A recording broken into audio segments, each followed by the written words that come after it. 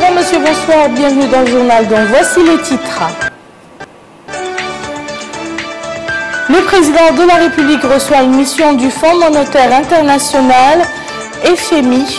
Le renforcement de la coopération économique est au menu des discussions.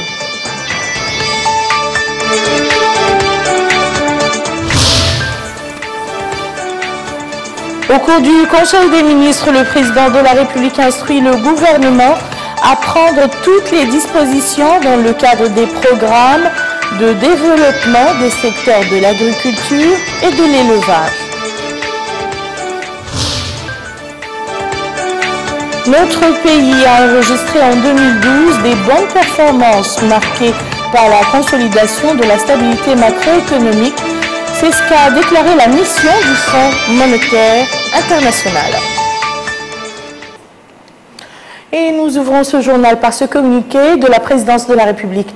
Par décret en date de ce jour, sont nommés sur proposition du Premier ministre, ministre délégué auprès du ministre d'État à l'Éducation nationale chargé de l'enseignement fondamental, M. Dia Mokhtar Malal, ministre délégué auprès du ministre des Affaires étrangères et de la coopération chargé du Maghreb arabe, M. Hamed Ould Hamouni. La présidence de la République a également rendu le communiqué qui suit. Par décret en date de ce jour est nommé président de la Cour des comptes, M. Mohamed Lamine Ould Elmami.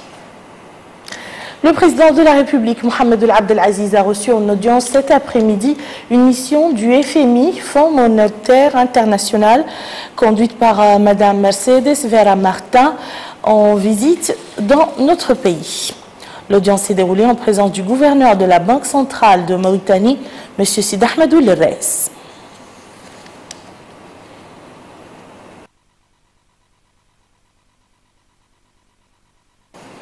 Et à l'issue de cette audience, la chef de la mission du FMI a fait la déclaration suivante. Écoutons-la. Nous sommes ici pour en visite dans le cadre de la 6e revue du programme avec le Fonds monétaire. Dans le contexte de la rencontre, nous avons discuté des conditions économiques en Mauritanie qui a consolidé la reprise vigoureuse de la croissance. Le niveau de croissance arrivé à presque 7% dans 2012 et nous avons en prévision de 6,2 par 2013. Dans le contexte de la réunion avec son Excellence, nous avons aussi parlé des progrès de réformes structurelles dans les dernières 3 années dans le cadre des programmes de Fonds monétaire. Merci beaucoup. Le Conseil des ministres s'est réuni aujourd'hui sous la présidence de M. Mohamed Ould Abdel Aziz, président de la République. Le projet de loi entre dans le cadre de la politique d'assainissement du bilan de la Banque centrale de Mauritanie, caractérisée par l'existence de créances incertaines sur certaines entités publiques bénéficiant de la garantie de l'État, et ce en vue de renforcer son autonomie financière et de mener avec toute indépendance ses missions afin d'assurer la stabilité des prix. Le présent projet de convention autorise le ministre des Finances à prendre en charge certaines créances dues par l'État à la BCM. Le Conseil a également examiné et adopté les projets de décret suivants. Projet de décret portant nomination du président du Conseil d'administration du Centre national des conférences. Projet de décret portant augmentation du capital de la Caisse des dépôts et de développement. Le projet de décret vise à augmenter le capital de la Caisse des dépôts de développement CDD d'un montant de 5 milliards de guillas en vue de renforcer sa mission et sa qualité d'outil de développement. Projet de décret portant approbation du contrat d'exploration-production sur le bloc C3 du bassin côtier signé le 17 avril 2013 entre l'État mauritanien et la société Tullow Mauritania Limited. Le projet de décret porte sur l'approbation du contrat d'exploration-production sur le bloc C3 du bassin côtier autorisé par le Conseil des ministres en date du 14 mars 2013 et signé le 17 avril 2013 avec la société Tullow Mauritania Limited. Projet de décret portant création d'une filière de formation de capitaine côtier à l'École nationale de l'enseignement maritime et des pêches de Nouadhibou. La formation de ces futurs équipages nécessite la mise en place d'une filière spécifique pour les capitaines côtiers. Elle sera organisée avec le concours de l'Institut national pédagogique de formation professionnelle et technique et portera sur une période de 8 mois de formation théorique et d'apprentissage en mer. Rappelant l'importance des volets formation et vulgarisation en tant que vecteur de changement dans toute action de développement, le président de la République a invité le gouvernement à prendre toutes les dispositions dans le cadre des programmes de développement pour sensibiliser et encadrer les populations à accroître la production dans les secteurs de l'agriculture et de l'élevage, secteurs qui recèlent de grands potentiels dans notre pays, et ce pour répondre aux besoins de la consommation locale et renforcer les capacités de production des organisations paysannes. Le ministre des Affaires étrangères et de la coopération a présenté une communication relative à la situation internationale. Le ministre de l'Intérieur et de la décentralisation a présenté une communication relative à la situation intérieure. Enfin, le Conseil a pris les mesures individuelles suivantes. Premier ministère, Commission nationale des droits de l'homme, secrétaire général, Détier Mamadou Sall, juriste, précédemment conseiller technique à la même commission. Ministre d'État à l'Éducation nationale, à l'enseignement supérieur et à la recherche scientifique, cabinet du ministre, Inspection générale de l'Éducation nationale, inspecteur chargé de la politique générale du département, Bouhoul Amar, professeur d'enseignement supérieur. Administration centrale, direction du patrimoine et de la maintenance, directeur adjoint, Mohamed Abdelrahman Sid Ahmed, Mouallim, précédemment chef de service au même ministère. Ministère des Affaires économiques et du Développement, cabinet du ministre chargé de mission, Mohamed Salim Ould Siddiq, précédemment conseiller technique chargé de la communication au même ministère. Conseiller technique chargé de la communication, Mohamed El Khamis Ould Sidi Abdallah, précédemment attaché au même ministère. Conseiller technique chargé de la protection sociale, Moulay El Hassan Ould Zaidan, précédemment chef de service à l'Office national des statistiques. Cellule chargée du système d'information et du suivi de la performance. Coordinateur d'AFA Adama, ingénieur, précédemment cadre au même ministère. Attaché, Bahoul Lebed, économiste, précédemment chef de service au même ministère. Ahmedou Ahmed Salim Ould économiste, précédemment cadre au même ministère.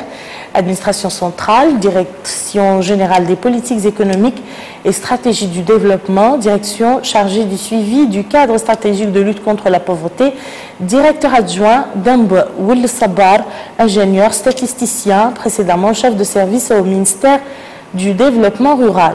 Direction générale des projets et programmes d'investissement, direction de la programmation des investissements publics, directeur Boune Ould Libouha, précédemment directeur adjoint au même ministère.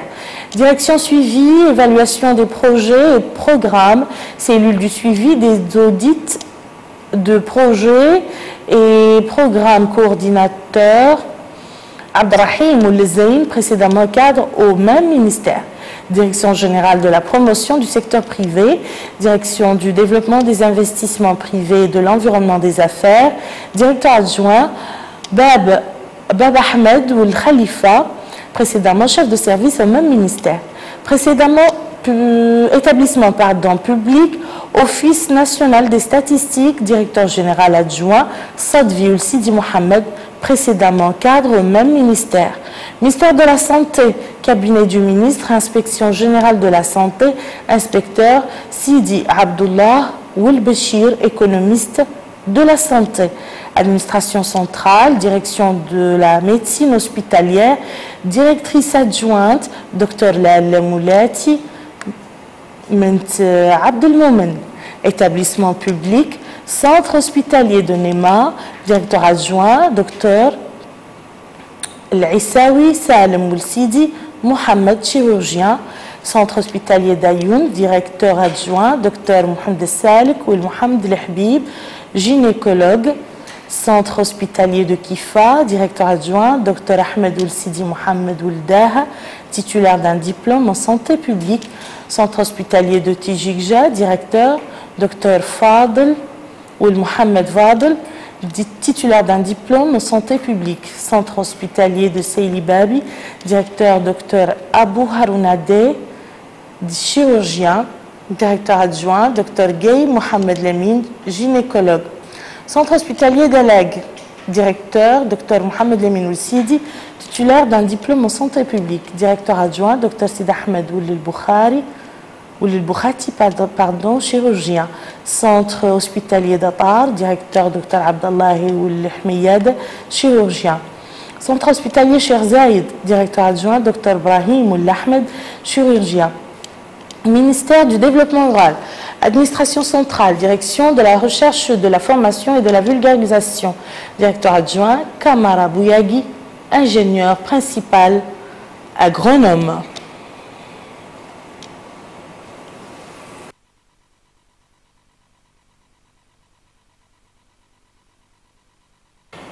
Le ministre de la Communication et des Relations avec le Parlement, Mohamed Yahya Ould-Horma, et le ministre de la Pêche et de l'Économie maritime, Qadhavna Ouleyi, ont tenu une conférence de presse après la réunion hebdomadaire du Conseil des ministres. Le ministre de la Communication et des Relations avec le Parlement a présenté une communication relative au projet de décret visant à augmenter le capital de la Caisse des dépôts de développement. Pour sa part, le ministre de la Pêche et de l'Économie maritime a présenté une communication relative à la création d'une filière de formation de capitaines côtiers à l'École nationale de l'enseignement maritime et des pêches de Nouadhibou. Le Premier ministre Dr Moulay Mohamed Laghdaf a reçu en audience aujourd'hui M. Ali Belhaj Farrah, chef de la mission du Fonds arabe de développement économique et social FADES, chargé de l'hydraulique. L'audience a apporté sur les relations de coopération entre notre pays et le Fonds, ainsi que sur les moyens susceptibles de les renforcer. À cette occasion, le responsable du FADES a déclaré qu'il a eu l'honneur de s'entretenir avec le Premier ministre qui a loué les efforts du Fonds, ainsi les financements accordés aux projets réalisés en Mauritanie comme Aftot Sahli, Aftot Sharqi et le projet Dhar. Il a indiqué également que le séjour actuel de la mission du FADES dans notre pays s'inscrit dans le cadre du suivi des projets financés par le Fonds et de l'identification des obstacles qui entravent leur réalisation. L'audience s'est déroulée en présence de messieurs Mohamed Lemine Ould-Boy et Alioune Ould-Issa, respectivement ministre de l'hydraulique et de l'assainissement et directeur de cabinet du Premier ministre. Au cours d'une conférence de presse organisée par la Banque centrale de Mauritanie en présence des ministres des Finances et celui des Affaires économiques et du développement, ainsi que le gouverneur de la Banque centrale de Mauritanie, Mme Mercedes Vera Martin, qui dirige une mission des services du FMI, a déclaré que l'économie nationale a enregistré en 2012 des bonnes performances marquées par la consolidation de la stabilité macroéconomique et une reprise vigoureuse de l'activité économique, et ce dans une conjoncture économique internationale qui reste difficile. Le raffermissement de l'activité des services, le rebond de la production agricole et le dynamisme du secteur des bâtiments et travaux publics ont permis d'atteindre un taux de croissance de 6,9% du PIB réel, 8% hors industrie extractive, malgré les difficultés traversées par l'Europe et la sécheresse en début d'année. Lors du point de presse de ce jeudi, Mme Mercedes Vera Martin a indiqué que l'inflation dans notre pays a chuté à 3,4% à fin décembre 2012, nettement en deçà des projections en raison de la baisse des prix des produits alimentaires qui a plus que compenser les augmentations régulières des prix des carburants. Nous reviendrons sur cette conférence de presse dans nos prochaines éditions. Dans la capitale économique, une réunion s'est tenue sous la présidence de M. Ismaïl Ould-Bouedda Ould-Chersidia, président de l'autorité de la zone franche de Nouadhibou. La rencontre a pour objectif d'informer les opérateurs du secteur privé des préparatifs du démarrage des activités de cette zone. Cheikh Nasher Saadbou. Au cours de cette réunion avec les représentants du secteur privé, le président de la zone franche de Nouadhibou, M. Ismaïl Oulbouda Oulcher Sidia, a précisé que le secteur privé constitue un partenaire essentiel et actif de son institution, notant que la rencontre a pour objectif d'examiner les problèmes et obstacles posés au secteur en vue de leur trouver des solutions appropriées.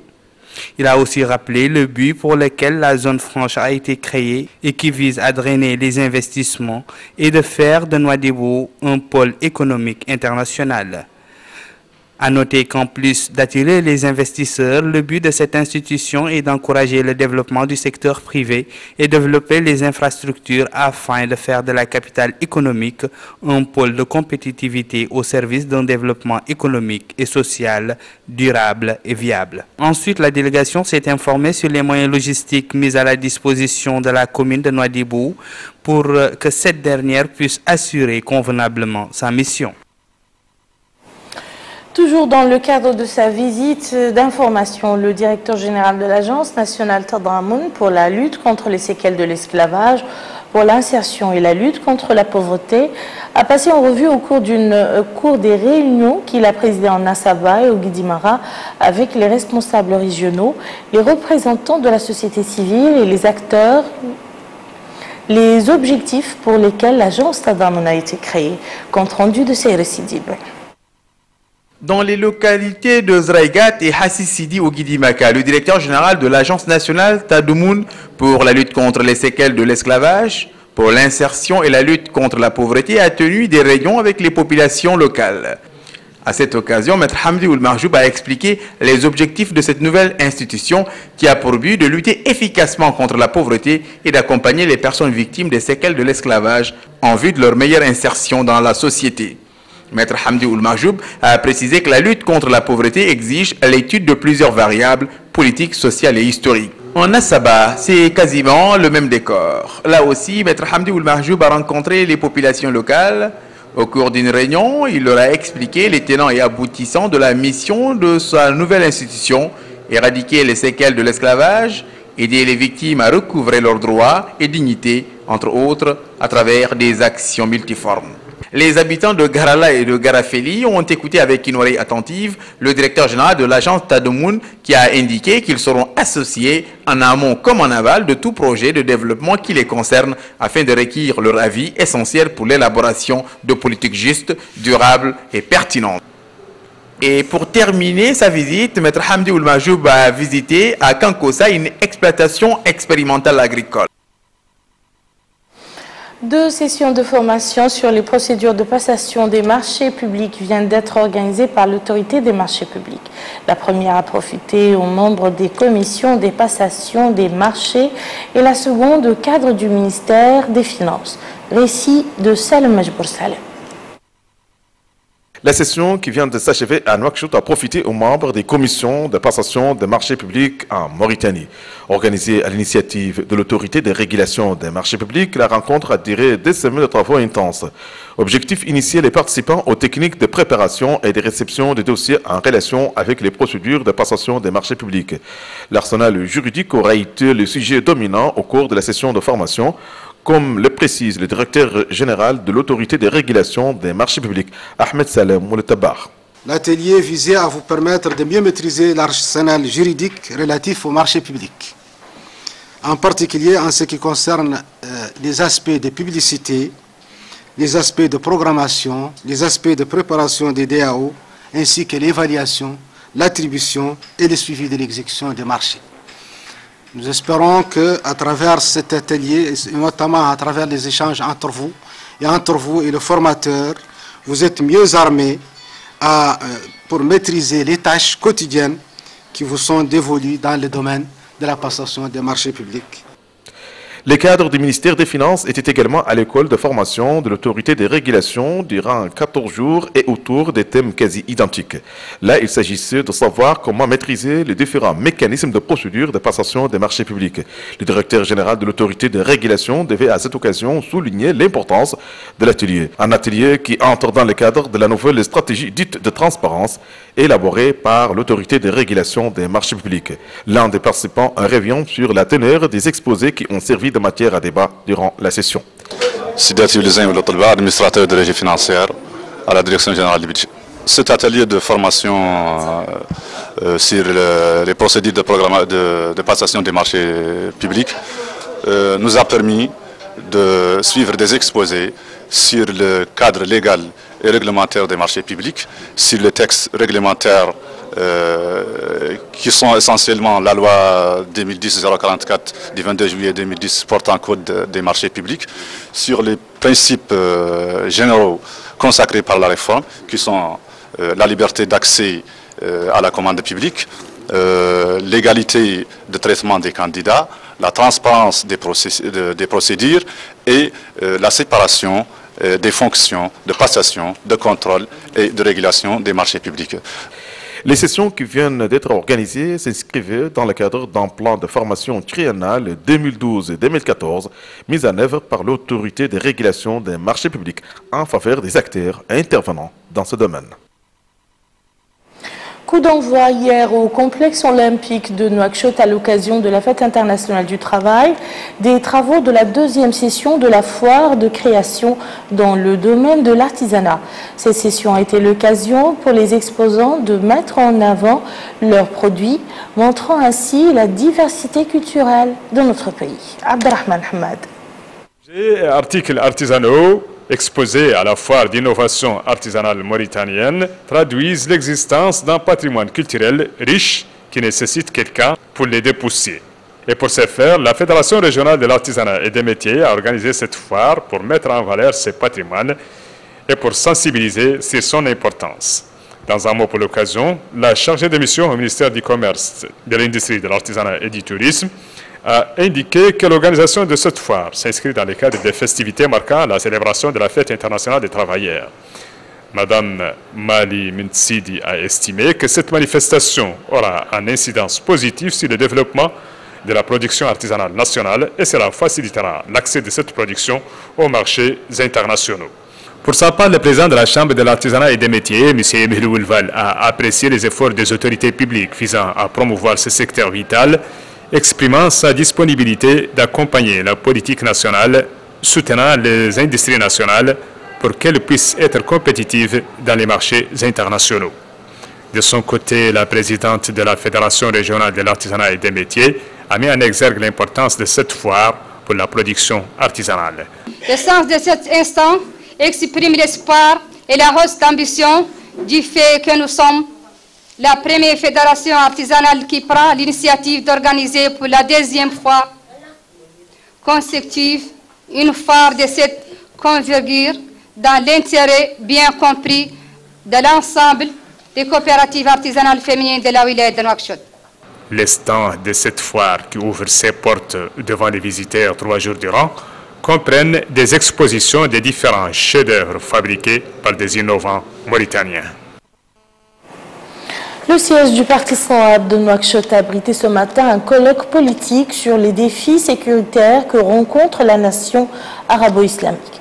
Une occasion pour les différents intervenants d'appeler à plus d'unité pour faire face à ces défis, notant que le monde arabe traverse une étape délicate de son histoire qui nécessite un éveil collectif pour faire face aux dangers qui menacent les pays arabes.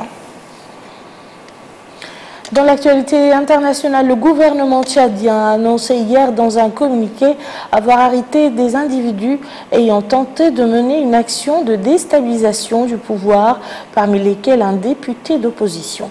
Au moins 3 personnes ont été tuées à N'Djamena quand les forces de l'ordre tchadiennes sont intervenues pour déjouer ce présumé complot contre le régime d'Idriss Déby. Emina Abdelaziz. C'est le calme à N'Djamena, dans les rues. Pas d'agitation, pas de chars, ni force de l'ordre. Rien qui peut laisser penser qu'un coup d'État vient d'être déjoué dans la capitale tchadienne. Cette tentative de coup d'État, le gouvernement s'y attendait. Les forces de sécurité étaient sur le qui-vive, d'autant que les rébellions UFR avaient averti en mars qu'elles reprendraient les hostilités à raison de l'engagement du Tchad au Mali. Elle surveille aussi les mercenaires libyens. À N'Djamena, plusieurs personnes militaires et civiles ont été arrêtées, parmi elles Salimaki, un député d'opposition. Idriss Déby n'en est pas à son premier coup d'État, lui-même a pris le pouvoir par un coup de force en 1990 et en 2008 et 2009, le président tchadien a dû faire face à de nombreuses rébellions. La France a aussitôt appelé le gouvernement de N'Djamena à poursuivre le dialogue et les propositions. Aux États-Unis, la police a annoncé hier avoir arrêté 3 amis du suspect de l'attentat de Boston, Djokhar Tsarnaev, des étudiants désormais accusés d'entrave à la justice pour avoir jeté à la poubelle son ordinateur et son sac à dos 3 jours après le drame. Les 2 premiers, originaires du Kazakhstan, risquent jusqu'à 5 ans de prison, tandis que l'ami américain, lui, risque jusqu'à 8 ans de prison. Retour toujours à Mina Abdelaziz. Sur cette photo à droite, l'un des suspects des attentats du marathon de Boston, Djokhar Tsarnaev, avec 2 amis kazakhs qui viennent d'être arrêtés avec un 3e étudiant à Boston. Les 3 garçons sont accusés d'entrave à la justice. 3 jours après le drame, ils avaient récupéré dans la chambre de leur ami son ordinateur et un sac à dos contenant notamment des feux d'artifice. Leurs avocats ont expliqué qu'ils voulaient protéger Djokhar Tsarnaev. Il encourt jusqu'à 8 ans de prison. Ainsi donc prend fin ce journal. Tout de suite le rappel des titres. Le président de la République reçoit une mission du FMI. Le renforcement de la coopération économique est au menu des discussions.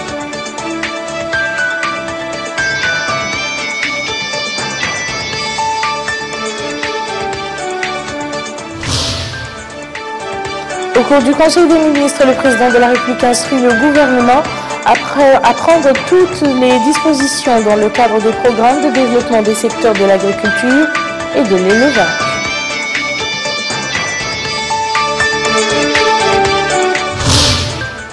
Notre pays a enregistré en 2012 des bonnes performances marquées par la consolidation de la stabilité macroéconomique. C'est ce qu'a déclaré la mission du FMI. Merci, madame, monsieur, de nous avoir suivis. Passez un excellent week-end.